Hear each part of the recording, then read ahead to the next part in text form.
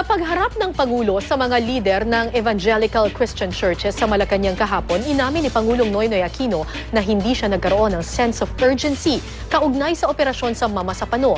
Pero sa naturang pagpupulong, tahasang ibinunton ng Pangulo ang sisi sa nasibak na SAF Director na si Getulio Napeñas na pumalpak umano sa pagdidesisyon at binola pa umano siya. May news to go si Teresa Andrada. Binalikan ko po itong mga text dahil sabi ko, bakit ba wala akong sense of urgency na delikado ang nangyayari sa SAC 55? Ito mismo ang pag-amin ni Pangulong Noynoy Aquino kaugnay sa Oplan Exodus na ikinasawi ng 44 na SAF Commando sa Mama Sapano. Sinisi niya ang mga maling impormasyon, kabilang ang mula sa nasibak na hepe ng PNP SAF na si Police Director Getulio Napeñas. Nag-text si Napeñas, si Marwan nakuha, umatras, may nakipaglaban, ganyan. Sa dulo po nung text ni Napeñas, nakalagay doon, extraction ongoing. No? Hindi yung extraction is imminent or extraction is started. Extraction is ongoing. Kabilang sa mga maling impormasyon daw na ibinigay sa kanya ang estado ng pag-back up sa mga miyembro ng SAF na binakbakan ng kalaban. Sana nasabihin akong, sir, napaligiran na yung tropa natin dito. Medyo mabagal ang kilos ng AP. Parang ganun. O ibang usapan.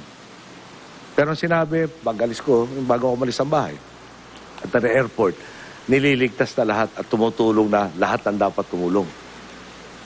Hindi pala totoo yun. Kahit sa mismong pagpaplano, tiniyak daw sa kanya ni Napeñas na planado na ang lahat, kabilang ang maagang deployment ng commandos na naurong, kaya hindi umubra ang planong nakadisenyo lang na ilunsad kung madilim pa at delikado kung maliwanag dahil wala silang pagtataguan.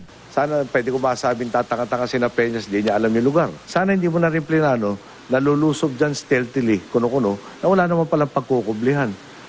Sana hindi mo na dineploy ng 5:30 ng umaga na wala na silbi yung night vision mo. Siguro yung pinaka-generous way of looking at it, maraming wishful thinking si Napeñas as opposed to reality. Pero maliwanag sa akin, no? Binola niya ako. Ganda ng plano, kaya lang drawing pala to. Hindi lang siya sa mga plano ni Napeñas ng tiwala, kundi sa mga magiging aksyon nito na ang ilan tila maliraw. Kabilang ang desisyon nitong ituloy ang Oplan Exodus kahit hindi nakarating sa posisyon sa pinag-usapang oras. Kulang yung seaborne na nakatawid muna ng ilog.